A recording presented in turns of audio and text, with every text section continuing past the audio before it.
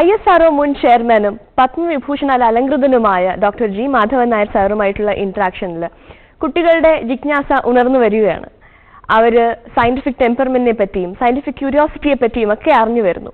എന്തായാലും അവരുടെ ജിജ്ഞാസ ഉണർത്തിയ സ്ഥിതിക്ക് ഇനിയും അവരുടെ ചോദ്യങ്ങളും സംശയങ്ങൾക്കും ഒക്കെ സർ ഉത്തരം പറയുന്നു.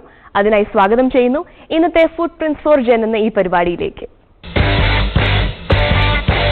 നമ്മൾ പലപ്പോഴും ചിത്രങ്ങളിൽ കണ്ടിട്ടുള്ള സ്പേസിനെ പറ്റിയൊക്കെയുള്ള ഫിലിംസിൽ കാണുന്നത് നമ്മൾ എല്ലാ പ്രാവശ്യവും പത്രത്തിൽ കാണുമ്പോഴും കാണാറുണ്ട്. ഉപഗ്രഹങ്ങൾ നമ്മൾ സ്പേസിലേക്ക് വിടുമ്പോൾ അതിനൊരു കാലപരിധി ഉണ്ട്. there is only so much time it can be used. അപ്പോൾ ഗ്രാവിറ്റി ചിത്രത്തിൽ ഈ സ്പേസ് വേസ്റ്റ് അധികമായിട്ട് ഉണ്ട്. അപ്പോൾ അതുകൊണ്ടുള്ള പ്രശ്നങ്ങളും കാര്യങ്ങളും ഒക്കെ ചെറുതായിട്ടൊന്ന് പരാമർശിച്ചിട്ടുണ്ട്. ഈ ഒരു ഘട്ടത്തിലേക്ക് നമ്മൾ വരുന്നുണ്ടോ, അല്ലെങ്കിൽ അതൊരു ഒരു പൊട്ടൻഷ്യൽ റിസ്ക് ആയിട്ട് നമുക്ക് നമ്മുടെ മുന്നിൽ എത്തിയിട്ടുണ്ടോ? ഇത് സാധാരണ ബഹിരാകാശ ഗവേഷണ പ്രത്യേകിച്ച് സാറ്റലൈറ്റ് വിക്ഷേപിക്കുമ്പോൾ അതൊരു പ്രശ്നമാണ്.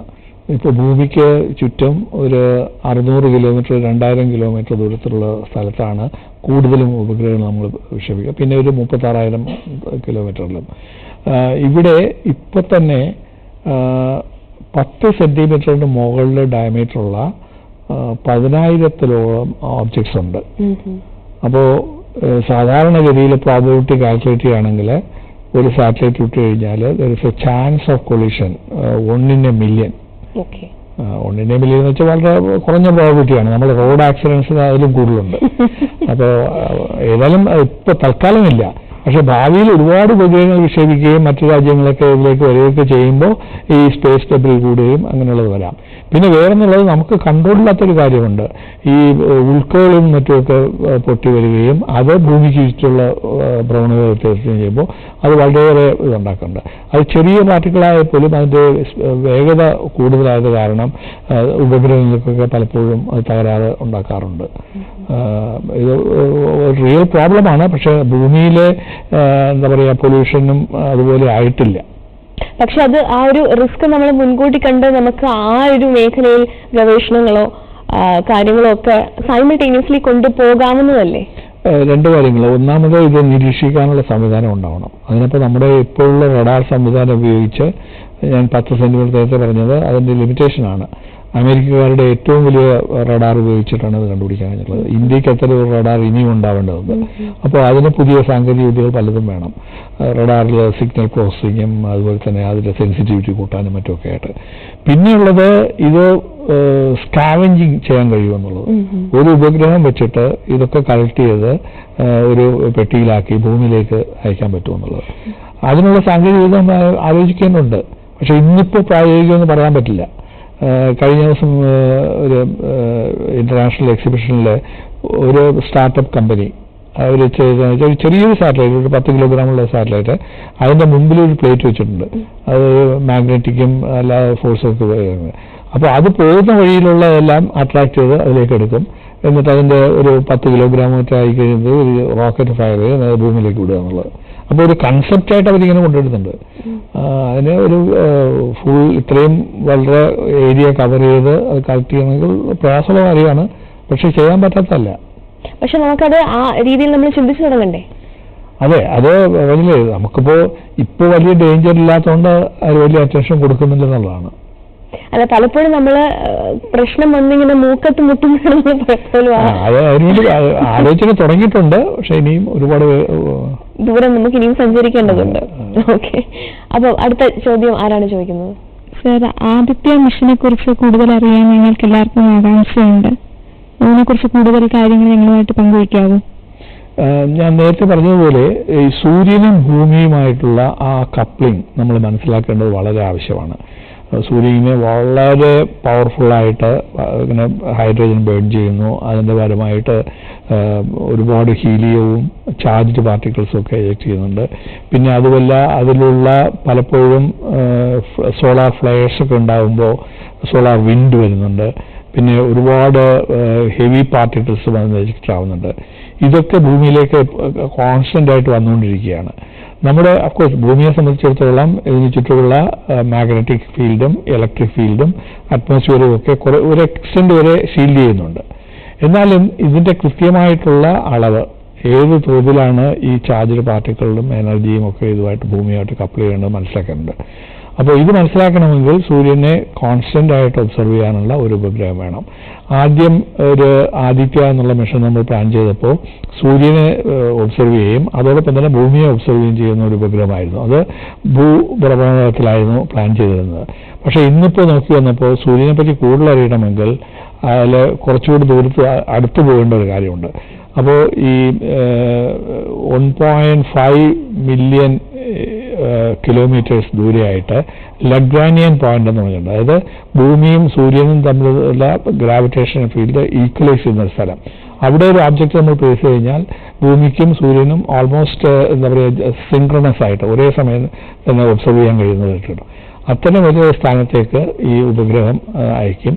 എന്നിട്ട് അത് വെച്ചിട്ട് അതിനുള്ള എക്സ്റേ റേഡിയേഷൻ, പാർട്ടിക്കിൾ റേഡിയേഷൻ, പിന്നെ വിസിബിൾ റേഞ്ചിലുള്ള റേഡിയേഷൻ എല്ലാം മനസ്സിലാക്കുകയും അതിൻ്റെ ഡേറ്റ കളക്ട് ചെയ്യാണ് ഉദ്ദേശിക്കുന്നത്. അടുത്തൊരു 2-3 കൊല്ലത്തിനുള്ളിൽ ഈ വിഷയമാണ് ഉണ്ടാവും. അപ്പൊ നിങ്ങളിൽ ആർക്കെങ്കിലും വലുതായിട്ട് ശാസ്ത്രജ്ഞൻ അല്ലെങ്കിൽ ശാസ്ത്രജ്ഞനാവണം എന്നൊക്കെ ആഗ്രഹം തോന്നി തുടങ്ങിയിട്ടുണ്ടോ? ഇപ്പോ ഉണ്ട്. ഒരു ബേസിക് ആയിട്ടുള്ള ഒരു സയന്റിഫിക് സാർ പറഞ്ഞ പോലെ സയന്റിഫിക് ടെമ്പർ അല്ലെങ്കിൽ ആ ഒരു ക്യൂരിയോസിറ്റി, അത് നമുക്ക് എങ്ങനെയാണ് കുട്ടികളിൽ വളർത്താൻ സാധിക്കുക? പ്രത്യേകിച്ചും IIT പോലുള്ളൊരു സ്ഥാപനം അവർ വളരെയേറെ കഴിവുള്ള പ്രൊഫസർമാരും അതുപോലെ തന്നെ കുട്ടികളും ഏറ്റവും ടോപ്പ് ലെയറിലുള്ള കുട്ടികളാണ് ഇവിടെ വരുന്നത്. അപ്പോൾ കൺവെൻഷണൽ എഡ്യൂക്കേഷൻ എന്ന് മാറിയിട്ട് ഈ ഏത് കാര്യം ചെയ്യണമെങ്കിലും ഇപ്പോൾ പല തരത്തിലുള്ള ഡിസിപ്ലിൻ ഒരുമിച്ച് കൊണ്ടുപോകേണ്ട കാര്യമാണ്. അപ്പോൾ അതിനു വേണ്ടിയിട്ട് ഒരു മൾട്ടി ഡിസിപ്ലിനറി ലബോറട്ടറി എന്ന് പറഞ്ഞൊരു സെറ്റപ്പ് ഞങ്ങൾ അവിടെ ഉണ്ടാക്കേണ്ടത്. അവിടെ മെക്കാനിക്കൽ, ഇലക്ട്രോണിക്സ്, സിവിൽ, സ്ട്രക്ചറൽ എല്ലാത്തിനുള്ള കാര്യങ്ങളും അവിടെ ഒരു റൂഫിന് താഴെയുണ്ട്. അപ്പോൾ കുട്ടികൾക്ക് ക്ലാസ് കഴിഞ്ഞ് അവിടെ പോയിട്ട് തന്നെത്താനെ പദ്ധതികൾ ചെയ്യാനും ആസ്വദം ചെയ്യാനും ഒരു അവസരം ഉണ്ടാക്കും. പിന്നെ വരുന്നത് അതിനടുത്തുള്ള ഗ്രാമപ്രദേശങ്ങളിൽ 1-2 ഗ്രാമങ്ങളെ ദത്തെടുത്ത് അവിടുത്തെ പ്രശ്നങ്ങൾ മനസ്സിലാക്കി അതിനുള്ള സൊല്യൂഷൻസ് കൊടുക്കാനുള്ളത്. പാറ്റ്നയിൽ നിന്നും ഗയയിലേക്ക് പോകുന്ന വഴി ഞാൻ തിരിച്ചു വരുന്ന സമയത്ത് കംപ്ലീറ്റ്ലി രാത്രിയായി കഴിഞ്ഞു. എങ്ങും ഒരു വെളിച്ചം പോലും ഇല്ല. ഒരു എന്താ പറയുക, ഒരു മണ്ണെണ്ണ വിളക്കോ അല്ലെങ്കിൽ ഒരു ഇലക്ട്രിക് ബൾബോ ഒന്നും തന്നെ കാണുന്നില്ല. അപ്പോൾ അതിനുള്ള അതേസമയം പലയിടത്തും ഇങ്ങനെ ഈ എന്താ പറയുക കൃഷി കഴിഞ്ഞിട്ടുള്ള വൈക്കോലും മറ്റും കൂട്ടി ഇങ്ങനെ ഇട്ടിട്ടുണ്ട്. അപ്പോൾ ഓട്ടോമാറ്റിക്കലി ഞാൻ അവിടുത്തെ സ്റ്റുഡൻസിന് ചോദിച്ചു, എന്തുകൊണ്ട് നിങ്ങൾക്ക് ഇവിടെ ഒരു ബയോഗ്യാസ് പ്ലാന്റ് സെറ്റപ്പ് ചെയ്തുകൂടാ, എന്നിട്ട് ആ ഗ്രാമത്തിൽ അവർക്ക് വേണ്ട വെളിച്ചം കൊടുത്തുകൂടാ. ഈ ബയോഗ്യാസ് പ്ലാന്റ് അത് തന്നെ ബേൺ ചെയ്ത് നമുക്ക് ലാമ്പാക്കി ഉപയോഗിക്കാം, അല്ലെങ്കിൽ ഇലക്ട്രിസിറ്റി ആണ്. അപ്പോൾ 2 പ്രോജക്റ്റ് അതേ അപ്പോൾ തന്നെ അവിടെ ക്രിയേറ്റ് ചെയ്യാൻ കഴിച്ചെന്നുള്ളതാണ്. അപ്പോൾ നമുക്ക് ഓരോ സ്ഥലത്തിനും അതിൻ്റേതായിട്ടുള്ള പ്രാധാന്യമായിട്ടുള്ള പരിപാടികളുണ്ട്. ഇവിടെയാണെങ്കിൽ നമുക്ക് ഏറ്റവും വലിയ പ്രശ്നം ഈ കായലുകളിലൊക്കെ കാണുന്ന കംപ്ലീറ്റ്ലി പായൽ പിടിക്കുന്നുണ്ട്, അതുപോലെ തന്നെ അഴുക്ക് വരുന്നുണ്ട്. അതൊക്കെ എങ്ങനെ വൃത്തിയാക്കി നമുക്ക് സൂക്ഷിക്കാമെന്നുള്ളത്. അതുപോലെ തന്നെ ഈ ഇപ്പോൾ തെങ്ങാണ് നമ്മുടെ ഏറ്റവും വലിയ സമ്പത്ത് എന്ന് പറയുന്നത്. അപ്പോൾ ഒരു തേങ്ങ ഇടാനുള്ള ഒരു എന്താ പറയുക ഒരു സെറ്റപ്പ് ഇല്ല എന്ന് തന്നെ പറയാം. അപ്പോൾ അതിന് വേണ്ടിയിട്ട് ഒരു ഓട്ടോമാറ്റിക് സെറ്റപ്പ് ഉണ്ടാക്കാൻ പറ്റുമോ, ഒരു മെഷീൻ ഉണ്ടാക്കാൻ കഴിയുമോ, റോബോട്ടിന് ഉപയോഗിച്ച് ചെയ്യാൻ കഴിയുമോ, അങ്ങനെയൊക്കെ ചിന്തിച്ചു കഴിഞ്ഞാൽ പല പുതിയ പദ്ധതികൾക്കും ഇവിടെ ചെയ്യാനുള്ള അവസരം ഉണ്ടാവും എന്നുള്ളതാണ്. അപ്പോൾ എപ്പോഴും കുട്ടികൾ നോക്കേണ്ടത് എന്തൊക്കെയാണ് മറ്റുള്ളവർക്ക് നമ്മുടെ സമൂഹത്തിന് ആവശ്യമുള്ളത്, അതെങ്ങനെ നമുക്ക് ചെയ്യാൻ കഴിയുമെന്നുള്ളതായിരിക്കണം നിങ്ങളുടെ മുമ്പിലുള്ളത്.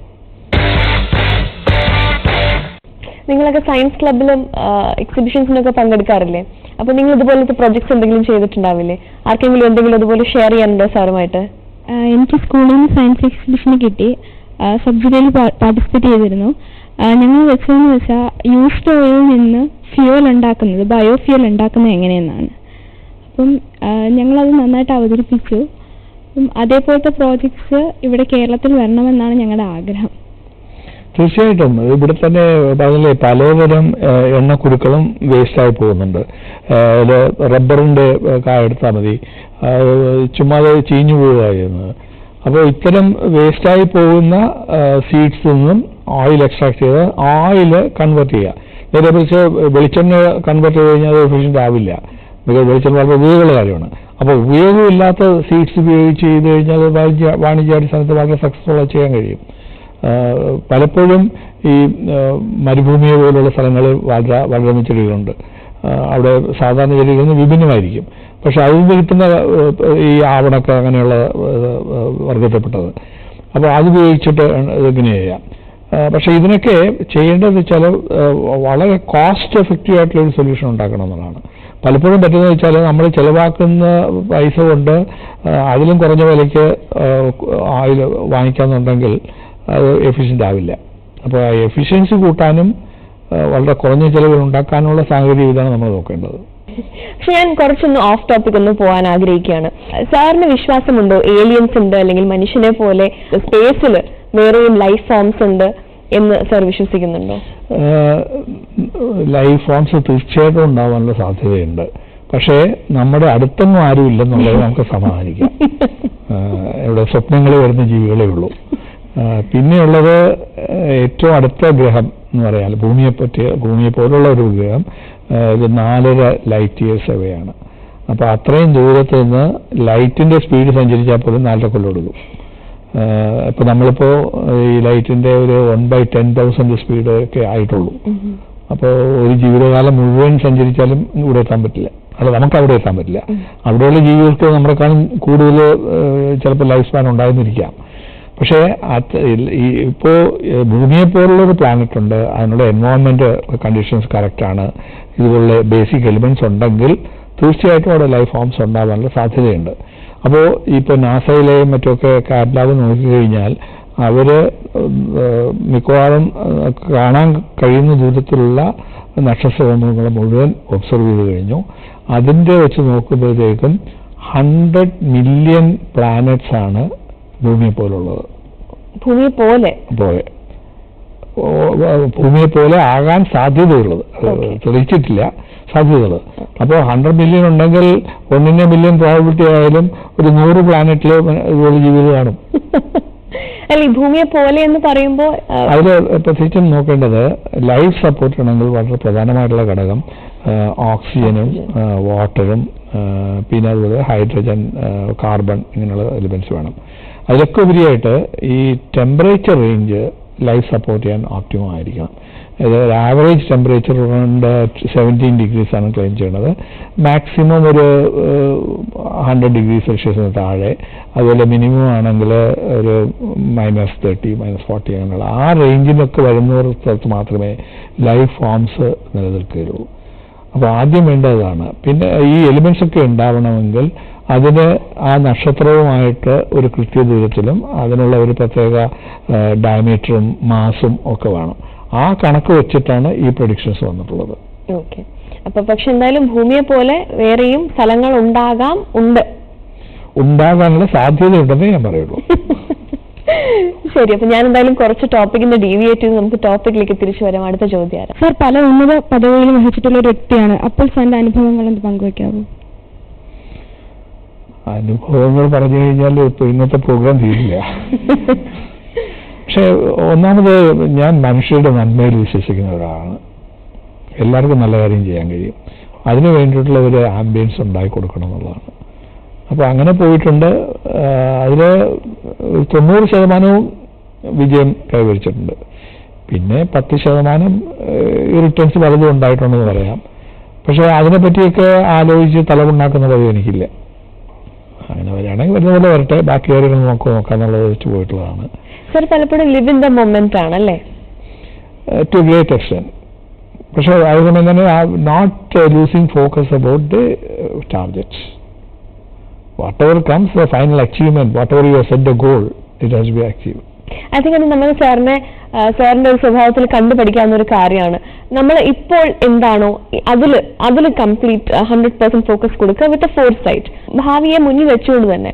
അല്ലാതെ എന്ത് കഴിഞ്ഞു, എങ്ങനെ പോയി എന്നുള്ളത് നമ്മൾ അധികം തലവുണ്ടാക്കിയിട്ട് കാര്യമില്ല.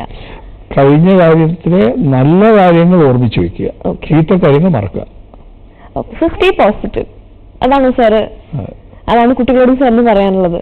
തീർച്ചയായിട്ടും നമ്മളിപ്പോൾ പല പ്രശ്നങ്ങൾ വന്നിട്ടുണ്ടാവാം. അതിനെപ്പറ്റി ആലോചിച്ച് ഒറിയടിച്ചിരുന്നു കഴിഞ്ഞാൽ കാര്യങ്ങൾ ഭംഗിയായിട്ട് പോകില്ല. എപ്പോഴും ഒരു പോസിറ്റീവ് ഔട്ട്ലുക്ക് വേണം. നമുക്ക് സക്സീഡ് ചെയ്യാൻ, വിജയിക്കാൻ കഴിയും എന്നുള്ള ഒരു വിശ്വാസം വേണം. അതിൻ്റെ ഒപ്പം കഠിനാധ്വാനം കൂടെ അല്ല, അതില്ലെങ്കിൽ നമുക്കൊന്നും നേടാൻ കഴിയില്ല. സാറിന്റെ അനുഭവങ്ങൾ ചോദിച്ച കൂട്ടത്തിൽ ചോദിക്കുകയാണ്, പലപ്പോഴും വല്ലാത്തൊരു ഒരു ഒരു ഒരു പരാജയത്തിന്റെ ഒരു ഭീതി ഉണ്ടായിട്ടുണ്ടാവും. പരാജയം ഒരു ഭീതിയാണോ സാറിന്? പരാജയം സാധാരണ ഞാൻ കണ്ണു തുറന്നിരിക്കുമ്പോൾ ഭീതിയായിട്ട് വരാറില്ല. ചിലപ്പോൾ ഉറങ്ങുമ്പം ചിലപ്പോൾ പേടി സ്വപ്നങ്ങളൊക്കെ കണ്ടെന്നിരിക്കും. അല്ല, സാധാരണ ഇതിലൊക്കെ വരട്ടെ, കാണാം നമുക്കെന്നുള്ളത്. പക്ഷെ അതിന് ആ വിശ്വാസത്തിൽ മാത്രം പോയാൽ പോരാ. നമ്മൾ വളരെ കെയർഫുൾ ആയിട്ട് പ്ലാൻ ചെയ്ത് അതുവഴി ഇംപ്ലിമെന്റ് ചെയ്യാൻ കഴിയണം. ഒരു പദ്ധതി ഉണ്ടെങ്കിൽ അതിലെ എല്ലാ വിശദ വിവരങ്ങളും നമ്മൾ പഠിച്ച് നമുക്കറിയാത്ത കാര്യങ്ങൾ മറ്റുള്ളവരോട് ചോദിച്ച് മനസ്സിലാക്കി ഒരു കർമ്മ പദ്ധതി ഉണ്ടാക്കേണ്ട കാര്യമാണ്. അപ്പൊ സാറിന്റെ ഈ പറഞ്ഞ പേടി സ്വപ്നങ്ങൾ സ്പേസ് ഇൻവോൾവ് ആണോ? പലപ്പോഴും ഈ സിനിമയിലൊക്കെ കണ്ട പോലെ, അന്ന് സിനിമ ഉണ്ടായിരുന്നില്ല, ഇങ്ങനെ ഡീ സ്പേസിൽ ഇങ്ങനെ പ്ലഞ്ച് ചെയ്യുന്ന ഒരു ഫീലിംഗ് ഒക്കെ വന്നിട്ടുണ്ട്. ഓക്കെ, അപ്പൊ എന്തായാലും നമുക്ക് അടുത്ത ചോദ്യത്തിലേക്ക് പോകാം. പുതുതലമുറയിലെ കുട്ടികൾക്ക് സാറിന് നൽകാനുള്ള സന്ദേശം എന്താണ്? ആദ്യം വേണ്ടത് നല്ലൊരു ഫൗണ്ടേഷൻ ഉണ്ടാക്കുക എന്നുള്ളതാണ്. അപ്പോൾ സ്കൂൾ വിദ്യാഭ്യാസ കാലത്തൊക്കെ പരീക്ഷയ്ക്ക് വേണ്ടി പഠിക്കുക മാത്രമല്ല, അതിലുപരിയായിട്ട് കാര്യങ്ങൾ മനസ്സിലാക്കി ആ സബ്ജക്റ്റിൽ സ്ട്രെങ്ത് ഉണ്ടാക്കുക. അത് ഏതാവാം, കൊമേഴ്സ് ആവാം, ലിറ്ററേച്ചർ ആവാം, സയൻസ് ആവാം, ഏത് വിഷയത്തിലായാലും നമുക്ക് അഭിരുചിയുള്ള വിഷയത്തിൽ ഫൗണ്ടേഷൻ സ്ട്രോങ് ആക്കുക. പിന്നെ രണ്ടാമത് കണ്ണും കാതും തുറന്നു വയ്ക്കുക, ഒബ്സർവ് ചെയ്യുക. ആ ഒബ്സർവ് ചെയ്ത കാര്യങ്ങൾ അനലൈസ് ചെയ്യാൻ പഠിക്കണം. അത് എന്തുകൊണ്ടാണ്, എങ്ങനെയാണെന്ന് മനസ്സിലാക്കാൻ കഴിയണം. എന്നിട്ട് അതുപയോഗിച്ച് നമുക്ക് എന്ത് കാര്യങ്ങൾ ഭാവിയിലേക്ക് വേണ്ടി ചെയ്യാൻ കഴിയണം. നമുക്ക് ഇഷ്ടമില്ലാത്തൊരു മേഖലയിലോ മറ്റുള്ളവരുടെ പ്രഷർ കൊണ്ടോ പോയിട്ട് കാര്യമില്ല. ഇന്നത്തെ തലമുറയ്ക്കുള്ള ഏറ്റവും വലിയ പ്രശ്നം അതാണ്. കുട്ടി നഴ്സറി സ്കൂളിൽ പോകുന്ന അന്ന് തന്നെ പറയും ഒരു ഡോക്ടറാണെന്നോ എഞ്ചിനീയർ ആവണമെന്നുള്ളത്.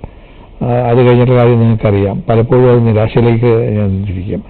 ഇന്ന് നമ്മുടെ രാജ്യത്തിലെ ലോകത്തിലെ എല്ലാ മേഖല എടുത്താലും എല്ലാ തൊഴിലവസരങ്ങൾക്കും അതിൻ്റേതായിട്ടുള്ള പ്രാധാന്യമുണ്ട്, അതിൻ്റേതായിട്ടുള്ള നേട്ടങ്ങളുമുണ്ട്, നമുക്ക് വിജയിക്കാനുള്ള സാധ്യതകളുമുണ്ട്. അപ്പോൾ അത് നോക്കി നമ്മുടെ കഴിവിനനുസരിച്ചുള്ള മേഖല തിരഞ്ഞെടുത്ത് അതിലെ നേട്ടങ്ങൾ കൈവരിക്കാൻ വേണ്ടി പരിശ്രമിക്കാൻ വേണ്ടത്. പിന്നെ ഞാൻ നേരത്തെ പറഞ്ഞ പോലെ കഠിനാധ്വാനം വളരെ അത്യാവശ്യം വേണ്ടതാണ്. ഈ സാധാരണ പാഠപുസ്തകങ്ങൾ ഉപരിയായിട്ട് പുറത്തുള്ള വിവരങ്ങൾ കൂടുതൽ മനസ്സിലാക്കാനുള്ള കഴിവ് നമുക്ക് വേണ്ടതുണ്ട്. സാർ ഒരു അക്കാഡമിക് രീതിയിലാണ് സാറിന്റെ കരിയർ പോയിരിക്കുന്നത്. അപ്പൊ സാറ് മാർക്ക് വൈസ് നല്ല മാർക്ക് വാങ്ങിക്കുന്ന കുട്ടിയായിരുന്നു? എന്നെനിക്ക് പറയാൻ പറ്റില്ല. ഓഫ്കോഴ്സ് നിങ്ങളുടെ മാർക്കുമായിട്ട് നോക്കുമ്പം ഏറ്റവും താഴാന്ന് പറയാം. ഞാൻ SLC കഴിഞ്ഞപ്പോൾ 60% മാർക്ക് ഉണ്ടായിരുന്നുള്ളൂ, 60.8 മറ്റോ. പക്ഷെ അതിൽ നിന്നൊക്കെ സാറ് എന്താ പറയാ, മാർക്കല്ല കാര്യം എന്നുള്ളൊരു ഒരു സന്ദേശമാണ് ഞങ്ങൾക്ക് അതുകൊണ്ട് കിട്ടുന്നത്. ചിന്തിക്കാനുള്ള കഴിവാണ് വേണ്ടത്. നമുക്ക് എന്തുണ്ടായാലും അതിനെപ്പറ്റി വിശകലനം ചെയ്യാനും അത് മനസ്സിലാക്കി അത് എങ്ങനെ ചെയ്യാന്നുള്ള കഴിവാണ് നമ്മൾ നേടേണ്ടത്. എനിക്ക് അന്ന് തന്നെ ലിറ്ററേച്ചറിലും ഹിസ്റ്ററി അങ്ങനെയുള്ള സബ്ജക്റ്റിലും യാതൊരു ഇൻട്രസ്റ്റും ഉണ്ടായിരുന്നില്ല. അന്ന് മാർക്ക് പറയാനുള്ള കാരണം അത് തന്നെയാണ്. നേരെ സയൻസിനൊക്കെ മുഴുവൻ മാർക്ക് വാങ്ങിച്ചിട്ടുണ്ട്. അപ്പൊ താല്പര്യമുള്ളത് അങ്ങനെ ഏറ്റെടുത്തു.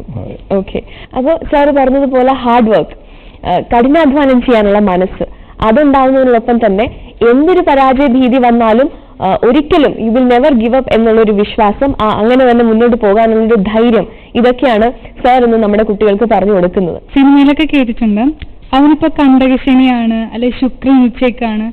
അപ്പോൾ എനിക്ക് എപ്പോഴും ഡൗട്ട് തോന്നിയിട്ടുണ്ട്, ശരിക്കും ഈ ഗ്രഹങ്ങൾക്ക് മനുഷ്യന്റെ ലൈഫിൽ ഇൻഫ്ലുവൻസ് ഉണ്ടോ? ഈ അസ്ട്രോളജി ആദ്യം തുടങ്ങിയ കാലത്ത് ഇങ്ങനെ ഒരു വിശ്വാസം മനുഷ്യരിലുണ്ടായിരുന്നു. പ്രത്യേകിച്ചും പ്രാചീന ഭാരതത്തിലെ ഋഷിമാര് അവര് നക്ഷത്ര സമൂഹങ്ങളെ പറ്റിയും ഗ്രഹങ്ങളെ പറ്റിയൊക്കെ വളരെ ഗാഢമായിട്ട് ചിന്തിച്ചിട്ടുള്ളവരാണ്. അതിന്റെ ഫലമായിട്ടാണ് അസ്ട്രോളജി എവോൾവ് ചെയ്തത്.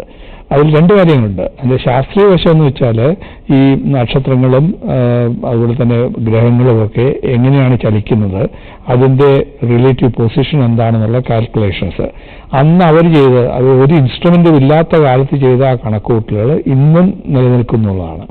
പിന്നെ രണ്ടാമത്തെ കാര്യം, അന്നത്തെ മനുഷ്യരിലും മറ്റു ജീവജാലങ്ങളിലുമൊക്കെ ഈ ഗ്രഹങ്ങൾക്കും നക്ഷത്രങ്ങൾക്കുമൊക്കെ ഇൻഫ്ലുവൻസ് ചെയ്യാൻ കഴിയുമെന്നുള്ളൊരു വിശ്വാസമുണ്ടായിരുന്നു. അതിന്റെ ഫലമായിട്ടാണ് അസ്ട്രോളജി ഡെവലപ്പ് ചെയ്തിട്ടുള്ളത്.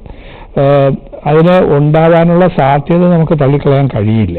എന്തെന്ന് വെച്ചാൽ പലപ്പോഴും ഈ ഗ്രാവിറ്റേഷണൽ ഫീൽഡും മറ്റും കൊണ്ടുള്ള വ്യത്യാസങ്ങൾ നമ്മൾ കാണുന്നുണ്ട്.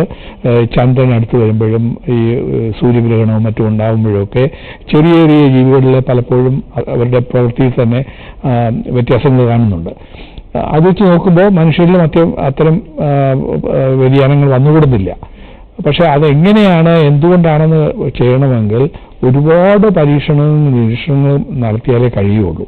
അപ്പോൾ ഇന്നത്തെ നിലവെച്ച് നോക്കുമ്പോൾ ആസ്ട്രോളജി ഒരു സയന്റിഫിക് ഇതാണെന്ന് പറയാൻ കഴിയില്ല. കൂടുതലും ഒരു പ്രോബബിലിസ്റ്റിക് ഫീൽഡും അതിൻ്റെ കൂടെ ഒരു ഇൻറ്റ്യൂഷനും കൂടെ കപ്പിൾ ചെയ്തിട്ടുള്ളതാണെന്ന് നമുക്ക് പറയാൻ പറ്റുള്ളൂ. ഓക്കെ, സാറുമായിട്ടുള്ള വളരെ പരിമിതമായ സമയത്തിനകത്തുള്ള ഇന്ററാക്ഷനിൽ തന്നെ ഈ കുട്ടികൾക്ക് ഇത്രയും ഒരു ഇൻക്വിസിറ്റീവ്നെസ് തോന്നിയിട്ടുണ്ട്, കാര്യങ്ങളൊക്കെ അറിയാൻ, ചോദിക്കാൻ.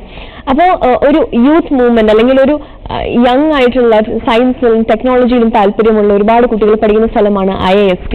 അപ്പം അവിടുത്തെ കുട്ടികൾക്ക് എന്താണ് അവിടുത്തെ ഒരു പഠന രീതി, അതിനെ പറ്റിയൊക്കെ സാറിന് എന്താണ് ഒരു പറയാനുള്ളത്? ഇപ്പോൾ സ്പേസ് ടെക്നോളജി എന്ന് പറഞ്ഞു കഴിഞ്ഞാൽ മിക്കവാറും എല്ലാ സയൻസും എഞ്ചിനീയറിങ്ങും കൂടി കലർന്നതാണ്. ഇപ്പോൾ പല വിദ്യാഭ്യാസ സ്ഥാപനങ്ങളിൽ നിന്നും പുറത്തു വരുന്ന ആൾക്കാർക്ക് അതിൽ കാര്യമായിട്ടുള്ള ഫണ്ടമെന്റൽസ് സ്ട്രോങ് ആയിട്ടുള്ള ഒരു എഡ്യൂക്കേഷൻ കിട്ടുന്നില്ല. അത് മാറ്റുന്നതിന് വേണ്ടിയിട്ടാണ് Indian institute of space and technology എന്നുള്ള ഒരു പ്രസ്ഥാനം ഉണ്ടാക്കിയിട്ടുള്ളത്. +2 കഴിഞ്ഞിട്ടുള്ള കുട്ടികൾക്ക് ഒരു കോമ്പറ്റേറ്റീവ് എക്സാമിനേഷൻ വഴി അവിടെ കടന്നു എഴുതാൻ കഴിയും. സ്പേസിന് related subjects aeronautics, avionics, space science ഈ 3 മേഖലകളിലും പരിശീലനം കൊടുക്കുകയും അത് കഴിഞ്ഞിട്ടുള്ള പുറത്തു വരുന്ന സക്സസ്ഫുള്ളായിട്ട് പുറത്തു വരുന്നവർക്ക് അവിടെ തന്നെ ജോലി കൊടുക്കാനുള്ള ഒരു അവസരമുണ്ട്. അപ്പോൾ ഈ സ്പേസ് മേഖലകളൊക്കെ കടന്നിട്ടുള്ള അഭിരുചിയുള്ള കുട്ടികൾക്ക് വേണ്ടിയിട്ടുള്ള ഒരു പ്രസ്ഥാനമാണ്. അവിടെ ചെലവുകളെല്ലാം ഗവൺമെന്റ് തന്നെ വഹിക്കുകയും ചെയ്യും. പക്ഷേ സ്പേസിൽ വർക്ക് ചെയ്യണമെന്നുള്ള ഒരു ഗ്യാരണ്ടി, ഒരു ബോണ്ട് കൊടുക്കേണ്ടതുണ്ട്. ഇത് നല്ല രീതിയിൽ നടക്കുന്നൊരു സ്ഥാപനമാണ്. കഴിഞ്ഞ ഒരു 3 ബാച്ചിൽ 150 കുട്ടികളോളം പുറത്തു വന്നു കഴിഞ്ഞു. അത് കണ്ടിന്യൂസ് പ്രോസസ്സാണ്. പിന്നെ അതുപോലെ റിസർച്ചിനുള്ള ഫെസിലിറ്റീസ് ഇവിടെ തന്നെ ഉണ്ടാക്കുന്നുണ്ട്. അപ്പോൾ ഒരു ലോകത്തിലെ ഒരു പ്രശസ്തമായിട്ടുള്ള സ്പേസ് റിസർച്ച് ട്രെയിനിങ്ങിന് വേണ്ടിയിട്ടുള്ള ഒരു സ്ഥാപനമായിട്ടാണ് അത് പുരോഗമിക്കുന്നത്. ഇപ്പോൾ ഇവരൊക്കെ +1, +2 വിദ്യാർത്ഥിനികളാണ്. അപ്പൊ +2 കഴിഞ്ഞിട്ടാണ് ഒരു കോമ്പറ്റേറ്റീവ് എക്സാം കഴിഞ്ഞിട്ട് IITയുടെ എൻട്രൻസിന് അതിൽ ബേസ് ചെയ്തിട്ടാണ് എടുക്കുന്നത്. എന്നാൽ ഇനി ഒരു ലാസ്റ്റ് ക്വസ്റ്റ്യൻ ഉണ്ടെങ്കിൽ ആ ക്വസ്റ്റ്യനോട് കൂടി നമുക്ക് ഇന്നത്തെ എപ്പിസോഡ് വൈൻഡ് അപ്പ് ചെയ്യാം. ഉണ്ടോ? ഓക്കെ സർ, ലോകാവസാനത്തെ കുറിച്ച് ഒരുപാട് വാർത്തകൾ നമ്മൾ കേൾക്കുന്നുണ്ട്. ഇപ്പം ഒരുപാട് ഡേറ്റുകൾ പറയുന്നുണ്ട്. അപ്പം സാറിന്റെ അഭിപ്രായത്തിൽ ഒരു ലോകാവസാനം ഉണ്ടാവുന്നെങ്കിൽ എന്തായിരിക്കും അതിന് കാരണം? അത് ഇപ്പോൾ എപ്പോഴെങ്കിലും സംഭവിക്കാനുള്ള ചാൻസ് ഉണ്ടോ? ഇന്റർസ്റ്റെല്ലറിൽ പറയുന്ന പോലെ mankind was supposed to be born here but not to finish here എന്ന് അർത്ഥം വരുന്ന രീതിയിൽ ഒരു കോട്ടൊക്കെ ഉണ്ട്. സാർ വിശ്വസിക്കുന്നുണ്ട് അങ്ങനെ ഒരു ലോകാവസാനം വരുന്നു എന്ന്? നമുക്ക് ഒരു അവസാനം വരാനുള്ള പല സാധ്യതകളും ഉണ്ട്. ഏറ്റവും റിയലിസ്റ്റിക് ആയിട്ട് പറഞ്ഞാൽ നമ്മളിപ്പോൾ സൂര്യന്റെ എനർജി കൊണ്ടാണ് ഇവിടെ കഴിയുന്നത്. സൂര്യൻ തന്നെ അത് ബേൺ ഔട്ട് ചെയ്യുന്ന ഒരു സിറ്റുവേഷൻ വരും. ബേൺ ഔട്ട് ചെയ്യുമ്പോൾ അതിന്റെ ടെമ്പറേച്ചർ കുറയും, അത് എക്സ്പാൻഡ് ചെയ്യാൻ തുടങ്ങും. അങ്ങനെ വരുമ്പോഴത്തേക്കും ഭൂമി തന്നെ സൂര്യന്റെ ആ ഫ്ലെയിമിനുള്ളിലാവും. അത് പക്ഷേ ഈ അടുത്ത കാലത്തൊന്നുമല്ല, ഒരു 2 ബില്യൺ ഇയേഴ്സ് കഴിഞ്ഞേ അത്തരം ഒരു സാധ്യതയുള്ളൂ. അപ്പോൾ പിന്നെയുള്ളത് ഇതുപോലെ മറ്റ് ഉൽക്കകളോ വാൽനക്ഷത്രങ്ങളോ എല്ലാം നമ്മൾ ഇവിടെ നിന്ന് ഇമ്പാക്ട് ചെയ്യുക എന്നുള്ളത്. അപ്പോൾ ടോട്ടൽ ഡിസ്ട്രക്ഷനുള്ള പോസിബിലിറ്റി ഇല്ല, പക്ഷെ എന്നാലും ഒരു മേജർ ഡിസ്ട്രക്ഷനുള്ള സാധ്യതയുണ്ട്. അപ്പോൾ ഇത് മനസ്സിൽ വെച്ചിട്ടാണ് എക്സ്ട്രാ ടെറസ്ട്രിയൽ ഓബ്ജക്ട്സിനെ പറ്റി നമ്മൾ ട്രാക്ക് ചെയ്യുന്നത്. അപ്പോൾ ഇപ്പോൾ ട്രാക്ട് ഓബ്ജക്ട്സ് വെച്ച് നോക്കുമ്പോൾ അടുത്ത 70 കൊല്ലത്തേക്ക് വലിയ ഓബ്ജക്ട്സ് ഒന്നും ഭൂമിയിലേക്ക് പതിക്കില്ല. അതിനുശേഷം ചിലപ്പോൾ വരാനുള്ള സാധ്യത ഉണ്ടെന്ന് വെച്ചിട്ട്, പക്ഷെ അതിനുള്ള സാങ്കേതിക വിദ്യകൾ പ്രാബല്യമായിരിക്കുന്നുണ്ട്. ഇവിടുന്ന് വലിയൊരു റോക്കറ്റ് അയച്ച് വളരെ ആറ്റം ബോംബ് വെച്ച് അതിനെ ഷാർട്ട് ചെയ്ത് കളയാൻ പറ്റുന്നത്, ഇവിടെ വരുന്നതിന് മുമ്പ് തന്നെ ഷാർട്ട് ചെയ്യണം. അപ്പോൾ അങ്ങനെയുള്ളത്. പിന്നെ ഇതിൽ ഏറ്റവും കഠിനമായിട്ടുള്ളത് മാൻമെയ്ഡാണ്. ഇവിടെ ഏതെങ്കിലും ഭ്രാന്തന്മാരുടെ കയ്യിൽ കുറച്ച് ആണവായുധങ്ങൾ കിട്ടുകയെന്നുണ്ടെങ്കിൽ ലോക അവസാനം നിശ്ചയമാണ്. അപ്പോൾ ഉണ്ടാകാതിരിക്കണമെങ്കിൽ ആളുകൾക്ക് വിദ്യാഭ്യാസം കൊടുക്കുക, നല്ല കാര്യങ്ങൾ പറഞ്ഞ് മനസ്സിലാക്കി കൊടുക്കുക, എല്ലാവരും സാഹോദര്യത്തോടും സ്നേഹത്തോടും ഒക്കെ ഒത്തൊരുമയോടെ കഴിയേണ്ട ഒരു അവസരം ഉണ്ടാക്കേണ്ടതുണ്ട്. സാർ ഇതിൽ കാണുന്ന നിയറസ്റ്റ് പോസിബിലിറ്റി മനുഷ്യരാലുള്ള ഒരു വിനാശം മാത്രമാണ്. തീർച്ചയായിട്ടും അതിനാണ് കൂടുതൽ ഡാമേജ് ചെയ്യാൻ കഴിയുന്നത്. അപ്പോൾ അതിലേക്ക് വരാതിരിക്കാനായിട്ട് നമുക്ക് സാർ പറഞ്ഞു നല്ല വിദ്യാഭ്യാസം കൊടുക്കുക, നല്ല കാര്യങ്ങൾ പറഞ്ഞു കൊടുക്കുക. അങ്ങനെ ഈ കുട്ടികളോട് സാറിന് അവസാനമായിട്ട് അല്ലെങ്കിൽ ഈ ഒരു എപ്പിസോഡ് നമ്മൾ ഇന്ന് വൈൻഡ് അപ്പ് ചെയ്യുന്നതിന്റെ ഭാഗമായിട്ട് പറയാനുള്ളത് എന്താണ്? What will be your final message on this show today? ഒന്ന്, നമുക്ക് നമ്മുടെ പോലെയാണ് മറ്റെല്ലാ ആളുകളും എന്നുള്ള ഒരു ബോധം ഉണ്ടാവണം. നമുക്ക് ഉള്ള സൗകര്യങ്ങൾ മറ്റുള്ളവർക്കും വേണമെന്നുള്ള എല്ലാ തരത്തിലും നമ്മൾ അറിഞ്ഞുകൊണ്ട് മറ്റുള്ളവർക്ക് യാതൊരു ഉപദ്രവം ചെയ്യാൻ പാടില്ല. എന്തെങ്കിലും നമുക്ക് ചെയ്യാൻ കഴിയുമെങ്കിൽ നമുക്ക് കഴിയുന്ന മട്ടിൽ ചെയ്യുക എന്നുള്ളതാണ്. ഇപ്പോൾ നിങ്ങൾക്ക് എടുത്താൽ തന്നെയും ഇപ്പോൾ സമൂഹത്തിലുള്ളതിൽ ഒരു 10% താഴെയുള്ള നല്ല നിലവാര ജീവിതം കഴിക്കുന്നതാണ്. അപ്പോൾ അതില്ലാത്തവർക്ക് വേണ്ടി എന്ത് സഹായം ചെയ്യാം, അതിനുവേണ്ടി നമ്മുടെ അറിവും കഴിവും ഒക്കെ എങ്ങനെ ഉപയോഗിക്കാമെന്ന് കഴിയണം. പിന്നെ ഞാൻ നേരത്തെ പറഞ്ഞ പോലെ ചുറ്റുമുള്ള കാര്യങ്ങളെപ്പറ്റി എപ്പോഴും ബോധവാന്മാരായിരിക്കുകയും അതിലുള്ള അറിവ് വിശകലനം ചെയ്ത് നല്ലൊരു ജീവിതശൈലി ഉണ്ടാക്കാൻ കഴിയുകയും വേണം. ഇതിലൊക്കെ ഉപരിയായിട്ട് ഒരു ആത്മവിശ്വാസവും ഏത് മതത്തിലും ജാതിയിലുള്ളവരായാലും അതിൻ്റേതായിട്ടുള്ള മതഗ്രന്ഥങ്ങൾ തന്നെയുണ്ട്. ആ ഗ്രന്ഥങ്ങളിൽ നല്ലതും ചീത്തയും തിരിച്ചറിയാനുള്ള വിവേക ശകലങ്ങളുണ്ട്. അത് പഠിച്ച് മനസ്സിലാക്കി അത് പ്രായോഗികമാക്കാൻ കഴിഞ്ഞാൽ നമുക്ക് വിജയിക്കാൻ കഴിയുന്നതാണ്. എനിക്കൊന്ന് സാറ് പറഞ്ഞ ഒരു വലിയൊരു പോയിന്റ് എന്ന് പറയുന്നത് നല്ല കേൾവിക്കാരാവുക, നല്ല കാര്യങ്ങൾ പറയുക, അധ്വാനിക്കുക, മറ്റുള്ളവർക്ക് നല്ലത് ചെയ്യുക. ഇതൊക്കെയാണ് നമ്മൾ നല്ല മനുഷ്യരെന്ന നിലയ്ക്ക് ചെയ്യേണ്ടത്. ആ ഒരു മെസ്സേജോട് കൂടിയാണ് ഇന്നത്തെ എപ്പിസോഡ് നമ്മൾ വൈൻഡ് അപ്പ് ചെയ്യുന്നത്. സാറുമായിട്ടുള്ള ഈ ഒരു ഇന്ററാക്ഷൻ കുട്ടികൾക്ക് ഒരുപാട് ഗുണം ചെയ്തിട്ടുണ്ടെന്നുള്ള കാര്യത്തിൽ യാതൊരു സംശയവുമില്ല. പക്ഷെ ഈ ഒരു ഇന്ററാക്ഷൻ ഇനിയും സാധ്യമാകട്ടെ എന്ന് ആശംസിച്ചുകൊണ്ട് thank you very much for being on the show sir. Thank you very much.